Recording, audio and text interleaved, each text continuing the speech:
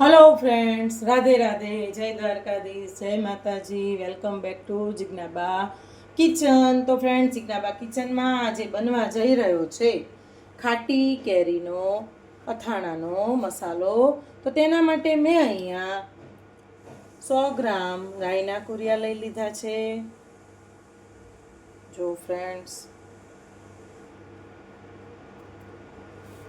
ત્યારબાદ તે જ પ્રમાણમાં મેં અહીંયા 100 ગ્રામ મેથીના કુરિયા લઈ લીધા છે। તો જો ફ્રેન્ડ્સ, રાઈના કુરિયાને આપણે આવી રીતે થાળીમાં પહેલું લેયર આપણે રાઈના કુરિયાનું કરવાનું છે। ત્યારબાદ તેમાં આપણે મેથીના કુરિયાનું લેયર કરી લેશું। આ બંને કુરિયા મેં મિક્સરમાં ઓપોઝિટ સાઈડ ફેરવીને અધકચરા કરી લીધા છે। ફ્રેન્ડ્સ, આખા કુરિયા આપણે યુઝમાં નથી લેવાના, જેથી કરીને આપણો અથાણું ખૂબ જ મસ્ત બને છે। ત્યારબાદ સેન્ટરમાં આપણે હિંગ એડ કરવાની છે। ફ્રેન્ડ્સ, હિંગ મેં અહીંયા 1 ચમચી લઈ લીધી છે।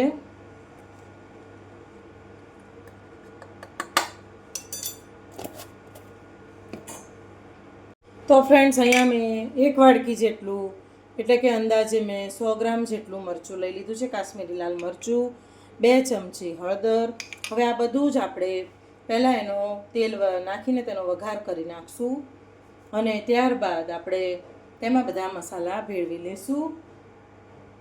તો ફ્રેન્ડ્સ, તમે જોઈ શકો છો કે આપણું તેલ સરસ ધુમાડા નીકળે એવું આવી ગયું છે અને હવે આપણે વઘારમાં તેને રેડી દઈશું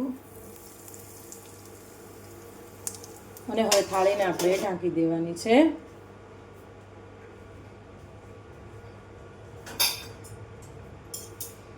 હવે આપણે આ વઘારને 2 મિનિટ માટે અંદર જ રહેવા દઈશું। ત્યારબાદ આપણે થાળી ખોલીશું। ફ્રેન્ડ, સુગંધ પણ એટલી મસ્ત આવી રહી છે।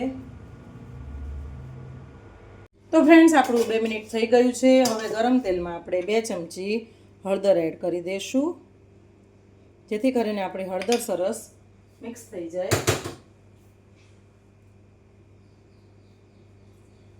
ત્યારબાદ આપણે બધો જ મસાલો મિક્સ કરી લેવાનો છે। ફ્રેન્ડ્સ, તમે આમાં વરિયાળી પણ એડ કરી શકો છો, વરિયાળી ઓપ્શનલ છે।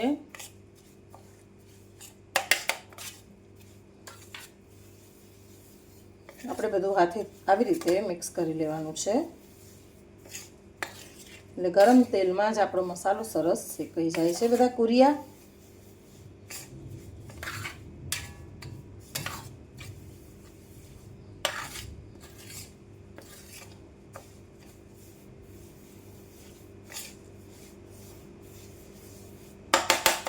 ત્યારબાદ તેમાં આપણે લાલ મરચું જે લઈ લીધું છે તે એડ કરી દઈશું, કાશ્મીરી લાલ મરચું।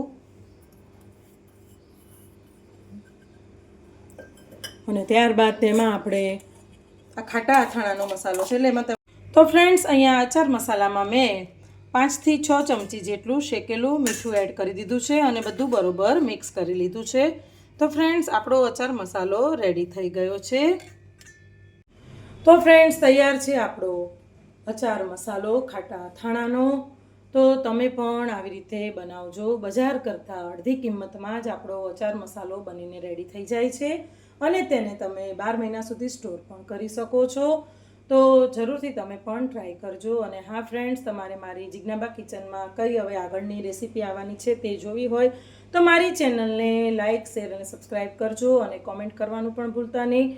તો ફ્રેન્ડ્સ, ચાલો ફરીથી મળીશું જિજ્ઞાબા કિચનમાં। રાધે રાધે, જય દ્વારકાધીશ, જય માતાજી, બાય બાય।